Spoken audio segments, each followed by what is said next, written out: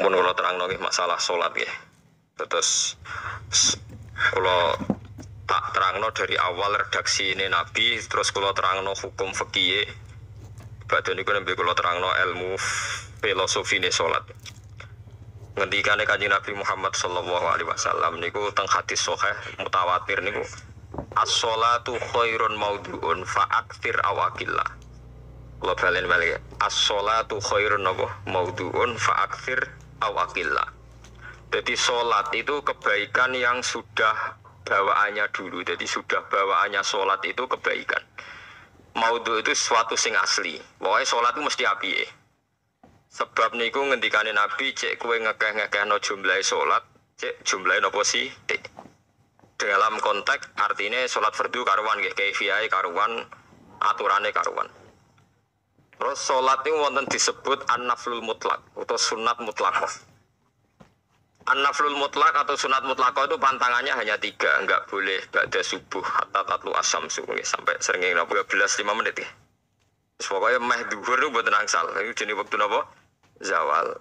Terus nomor 3 ba'da asar nganti napa? Surupe napa? Srengenge.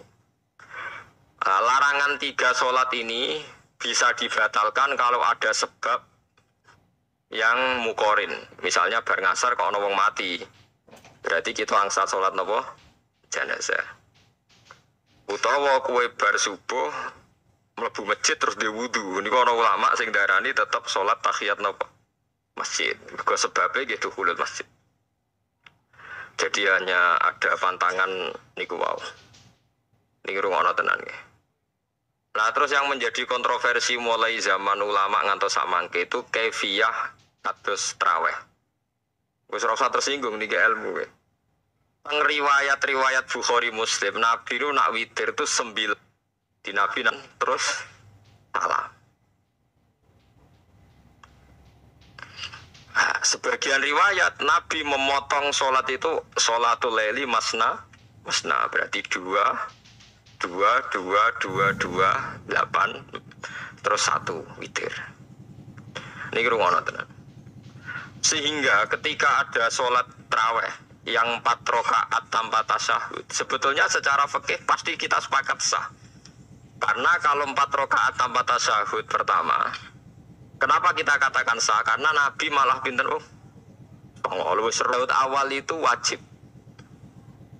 Sampean yakin tasyahud awal wajib apa sunat? Sunat. Artinya khasnya hukum sudah masalah karena yang ditinggal artinya tasyahud awal yang kita yakin itu hanya sunnah. Tapi dasar ra cocok itu tidak ada masalah kan. Dalile apa ya? Dalile ra cocok.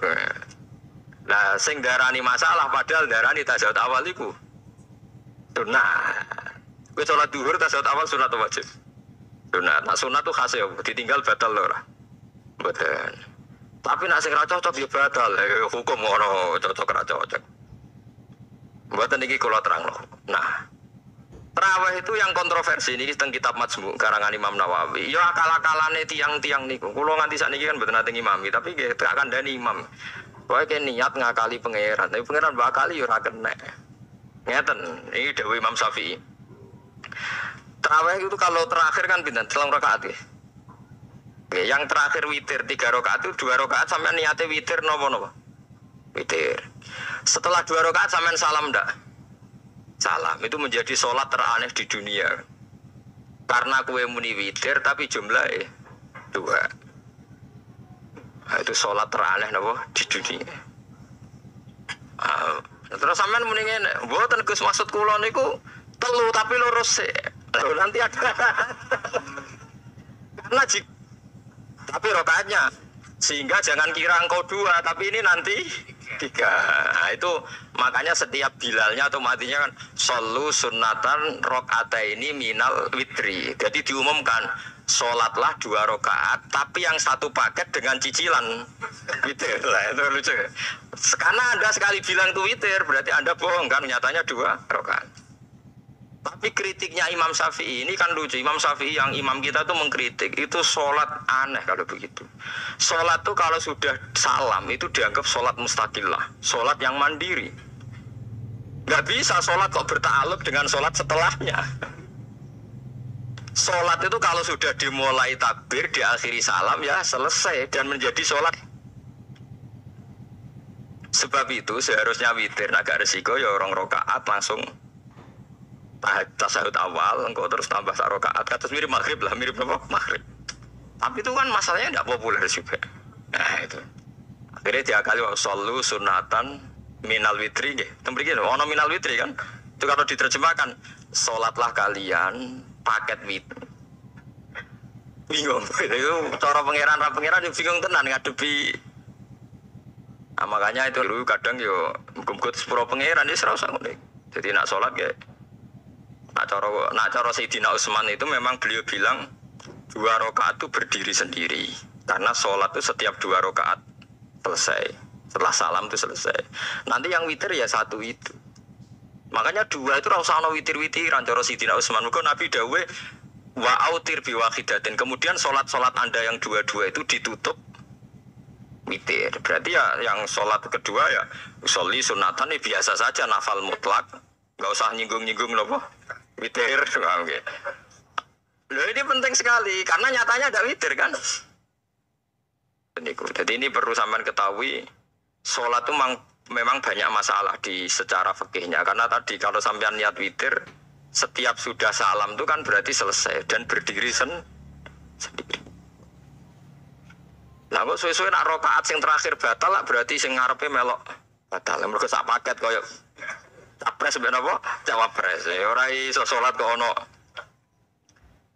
Nah itu paham ya. Terus niku kefiah salat. Di sampean memang ini niku rontok bener ya rontok ngawur. Dadi ngawurnya itu tadi wong salat niku mustaqil lah setelah ditutup salam selesai kok bergantung. Hanya nasib 2 ini kan bergantung setelahnya kan. Mana ada salat kok sudah ditutup berkaitan. Mulane kula niku nak witir ya ora tau tak niati witir. Wong kula ora cocok mbek pengumuman niku ora pati cocok. Tapi kan kula makmum. Ora malek dihisab kan cara salah yes. Usolli sunatan anut imam teng ati kula mpun terus wae ame salah ya malah salah, nak bener ki melok napa bener tepak-tepakan wonten mawon. Salah mbek napa adat. Piye. Nah itu intinya Imam Syafi'i harusnya punya rasa malu orang yang mengatur sholat sedemikian rupa. Sebetulnya sholat itu niatem salam, niat duha ya untuk tahiyat masjid, niat tahiyat masjid nak waktu duha ya untuk duha. Karena wis barang apik, piye tetep apik. Oh, jadi ora usah ribet-ribet niat ngono bae wong barang apik. Paham ya? Tapi kan sederhana kan sebenarnya kita tidak perlu bulat. Tidak perlu apa? Bulat. Paham ya? Semua ulama yang bilang tidak disunatkan itu enggak ada yang memfatwakan hak batal kalau berjamaah. Jadi tidak ada yang bilang dikatakan batal kalau jamaah. Cuma tidak disunatkan jamaah. Tapi Rasulullah itu pernah main di salah satu sahabat di waktu di kenangan nanti tinggi sholat sinten Rasulullah. Ternyata Rasulullah ketika sholat anak-anak dan istrinya yang sakit tadi ikut jamaah dan Nabi membiarkan. Gorinya agak disunatkan apa? Jamaah. Itu makanya Imam Nawawi bilang sholat-sholat yang enggak disegerakan tahajud bersama. Nah ini kula ra cocok. Tangkem ora usah. Wong sing ngeloni bojone lagi ibadah, bocah ibadah sing ora enak muni lho. Mergo jare Nabi wis jelas wa fi buti ahadikum sedekah. Tadi kowe iku malah lucu. Wes ibadah kok bocah apa? Ibadah. Dadi sing ngeloni, lho ngeloni ra kudu ngeloni bojo, ngeloni anak iku ya napa? Ibadah. Takokno ruhen. Nak ngeloni bojo gak di masa depan ngeloni apa? Anak. Ngeloni anak ki napa? Ibadah. Dicocok nek ana tahajud bersama oleh, tapi baiknya bergantung sejauh mana ini tidak dimasalkan. Sekali dimasalkan dan hanya orang kan sepakat kan nak ngumpuli bojo ibadah, kabeh ulama sepakat kan. Dan itu penggemarnya banyak. Resiko agama dikomentari kan tinggi. Makanya tidak usah dimasalkan. Sing kelon ya keben, sing turu gitu kok. Keben karena turu ibadah kan. Ama wali. Saking seneng ibadah nganti janggal. Ono gak wali sing makome kaya aku. Dituduhno wali sing saurip-uripe turu kecuali salat fardu. Iku mali sing setingkat kowe. Mboten trimo Gusti, tapi ini kok turah turu ya takokno sesuk. Kena apa kok turah? Jebule tak takoki kenapa jenengan turah turu? Ya wong turu ora iso maksiat. ngakoni dene jebule alim kuwe lah ya dadi turu iku iso dadi wali. Ke wong turu ora ngarah zina, ora ngarah maling, ora ngarah ngrasani. Wah, rusuhi. Mergo turu apa? Turu. Tapi aja tiru. Iki cerita ilmu, dari ilmu ora kudu setuju niku niki ilmu. Difaham ya terus. Kalau sholat yang kesunatannya itu tidak jamaah, sebaiknya jangan dipaksakan jamaah. Karena kadang fadilahnya disirron. Kalau balik ini malah seperti sodakoh. Kalau zakat wajib itu sebaiknya diumumkan supaya orang tahu bahwa dia sudah melakukan kewajiban. Tapi kalau zakat tidak wajib sebaiknya sirron, sebaiknya rahasia. Begitu juga sholat. Makanya kesunatannya sholat fardu jamaah. Tapi selalu potensi riya, sum'ah, pamer itu ada. Sehingga ada sholat-sholat yang dari awal didesain supaya ada kelihatan orang. Yaitu sholat gak usah berjamaah. Terus baik di rumah. Semua ulama ijma sholat sunat itu baik di rumah apa di masjid? Di rumah. Di rumah, di dalam kamar sama di kamar tamu. Ruang tamu baik di dalam kamar. Bahkan Nabi nyebut pensiron begini. Misalnya kayak tahajud. Disunatno bengi-bengi ben ra wong roh. Disunatno ning jero kamar ben wong ra roh. Jebule jamaah kan jadi aneh kan. Tapi kan nentang ya goblok ngumpul. Makanya aku wong alim dadi bingung. Bingungnya iku mergo akeh ilmune ora kok koyo bingung. Tapi sing jelas ibadah. Kita sepakat kan. Dan itu peminatnya banyak. Itu sekali ada pengganggu pasti dikomentari tidak baik. Padahal pengganggu nih ngajak tahajud. Itu akhirnya kan tahajud jadi korban dikomentari gara-gara penggang. Itu yang saya tidak senang. Dieling-eling. Yang keempat ini makom saya tapi jangan sampai tiru. Ada torikoh namanya mulamati yang pernah disebut di mana ya mulamatiyah. Orang semua coba malamatiyah. Ada ulang jangan tiru. Nah, kalau sering tiru, buat nanti sholat qobliyah dia. Termasuk yang menentang itu Abdul Hasan Asyadili dulu ketika beliau belum wali papan atas. Ulama mulamatiya itu kalau katoan itu dengkulnya ketok. Jadi rodok katoan cekak. Pas Abdul Hasan Asyadili liwat itu dia ingkar. Dia ulama kok katoan cekak atau sholat sunat. Hasan Asyadili yang jadi toreko semua saya wali senang sempurna. Roan cekak itu kok orang tadi. Terus digojok sana.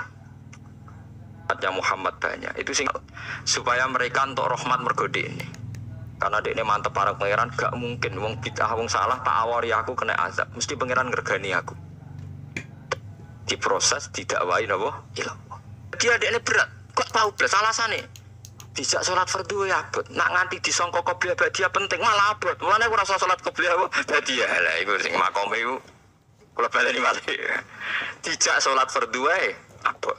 Nah nganti aku qobliyah dhuwur 4 rakaat, badiah dhuwur 4 rakaat. Utawa 2 rakaat, 2 rakaat tapi ora kurang. Iku dadi wali mulamatiyah sing digo tawasul teng Manaqib Syabdul Qadir apa? Jilaniyah mulamatiyah. Iku wali-wali anti salat. Qobliyah anti salat. Iya. Lan kula nu nganti saniki nggih jarang teng kampung kula nu terkenal Gus Bae ku wong alim ora tau salat sunat. Ya anggere wong narukan salat sunat kabeh aku malah ora, tapi nek ora kabeh aku tak salat ta. Pokoke sementing ku ya sementing beto. Sementing beto. Ya alasannya Mas senior. Begitu juga Abu Yazid Al-Bustami. Beliau juga pernah dipermalukan wali-wali agak preman. Tapi itu cerita wali, sampean harus percaya karena ini cerita ilmu hal. Abu Yazid itu seorang wali besar, makanya kan masyhur banyak santri namanya Bustami itu dulu tafal sama Abu Yazid Al-Bustami. Itu dia wali Menara Gading, dia yang ngajar di pondok awalnya begitu, nggak ada referensi ini, tapi kalau nanti diceritakan. Nah, sing tadi saya tahu kitabnya. Jadi fair secara akademik, sing wau kalau roh kitab. Nah, ini jadi cerita. Tapi kalau dia itu mimpi, ya Allah saya ini nanti di surga bersama siapa? Saking yakinnya dia soleh, jadi mantep papan atas. Gak pantas ono sing baturi dekne napa ning swarga. Mbek pangeran dijawab, wis ngono mbek Ruhin kayaknya. Ternyata si Ruhin ini yang ditunjuk di mimpinya itu orang yang kumpul wong mabuk-mabuk di warung mabuk, warung flyer, warung terus dia kesin terus. Mosok wali kancaku kok tan. Terus dicetok mbek wali tadi. Ya Aba Yazid, ya betul kamu di surga itu saya aja. Wah, wali tenar maksudnya. Terus ditanya, kenapa kamu berteman orang-orang mabuk? Dinya apa? Cangkemmu sing darani aku kanca. Iku apa tak tobat no sing nyalahno wong. Bu Yazid sing separo tugas mergo sing separo ditantang ngono dene wali ten. Akhirnya Abu Yazid tetep wali ne. Akhirnya umatku hadza Abu Yazid. Iku Abu Yazid wali wah. Lo wajah itu. Itu wajah langsung tobat. Makanya ini dua beliau itu akhirnya berteman apa di surga. Ya kayak milih wali sing kayak Abu Yazid atau sing. Nah menurut saya artinya para habaib Maulad Dawilah. Maulad Dawilah itu termasuk habib yang kastanya sepuh. Itu Sayyid Umar Hafid itu sering main di sana di kampung Maulad Dawilah. Ini gue modelnya gue buat nanti sholat sunat. Yang maghrib, pada maghrib jagungan sekedap. Kinten-kinten di 10 menit terus sholat isya. Kinten-kinten cara meriki 6 seperempat. Ya Sayyid Umar yang mau gede-gede tok tapi kalau peduli. Saking khawatirnya Islam dianggap berat. Mergo Imam Syafi'i ning madhab kaul jadid malah mboten kaul qadim kaul apa jadi nak darani wektu maghrib kira-kira wong salat 5 rakaat nggih terus pokoke napa sah cara madhab Imam Syafi'i. Nah, cuma madhab ini enggak populer di ashabnya, ditentang nggih oleh ashabnya. Mulane kula nang jamak takdim angger kira-kira wis setengah 7 kita jamak nak pas lunga. Ya sering jamu kalau tiang-tiang, tapi ini kita dereng ngisa. Ya pokoknya cara aku wis ngisa, cara aku ora kudu kok. Soale cara aku wis ngisa. Ya sebab kaul jadid malah. Makanya dulu ada seorang ulama berdebat. Kal ngeten, niki sama-sama ulama bapak mbek anak. Padha ngalime, padha sepuh, padha sepuh. Ulama itu serapat. Gawe biasanya ono kembarane, jadi ono tandingan jadi lucu ulama kok jadi ulama ya kadang ya lucu. Sampai nak sholat subuh jam berapa? 4:30 kan, anggap aja 4:30. Berarti subuh nganti meletak srengenge ada waktu 1 jam setengah. Ada waktu pinten? 1 jam setengah. Lah saiki maghrib iku wis surup. Nggih, maghrib napa surup. Kudune maghrib ku di padanan subuh ana wektu 1 jam setengah. Apa dia setuju? Entah emego abang tenan ya naik 1 jam setengah mana dia nak santrine azan jam itu ngamuk, cung paling cepet 7:30. Perkara dia cara berpikir maghrib sih, ya nak 1 jam setengah jatahe maghrib. Jadi akhirnya santrine nak azan di 7:30. Nak jam itu diamuk tenan. Nak Maulad Dawilah wali 6 seperempat wis isa. Perkara ne. Lah iku ulama. As-sholat khairun maudhu'un, asal sholat itu mesti nopo apik. Ya asma. Apakah boleh witir hanya 1 rakaat? Ini witir namung 1 rakaat. Ya ora ono ndase, ora ono gurine 1 rakaat fakot. Iku witir sejati, paham? Witir nopo sejati. Wah, mergo tak akali, Gus kenapa nak witir sitok? Lah manusia urip-uripe sahabat terkenal. Niku mboten nate witir luwih kok sitok, iki 1 rakaat tok.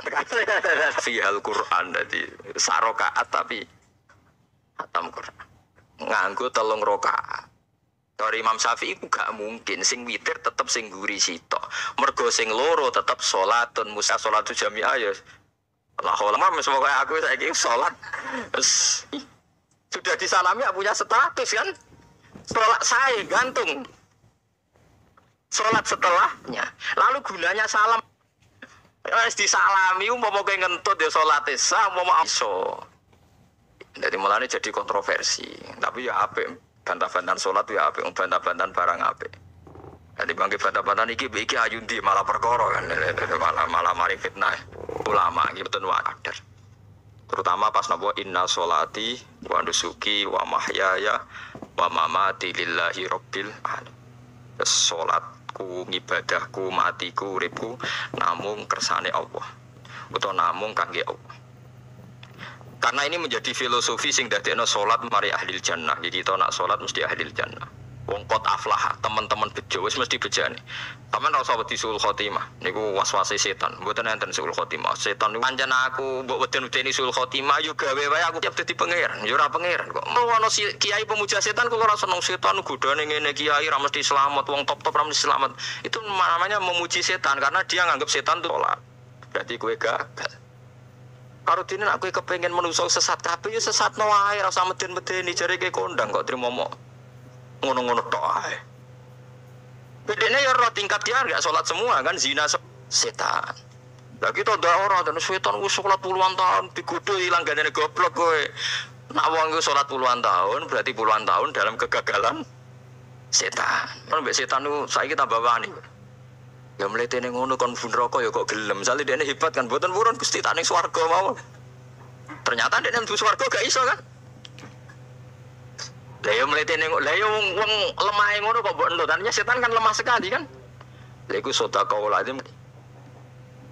Tapi kita sering muji. Nggih, sering napa? Sering muji. Darani setan ngono wis akeh napa? Akeh boten. Tapi setan ora sekedar kowe kepengin ra tahajud, kepengin kowe kafir. Ngomong kira tahajud tenan iku ya setan isih rugi kok.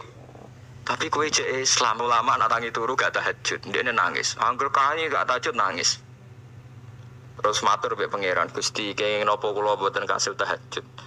Ambek pangeran tinggi jenengan Gusti sing maringi tangis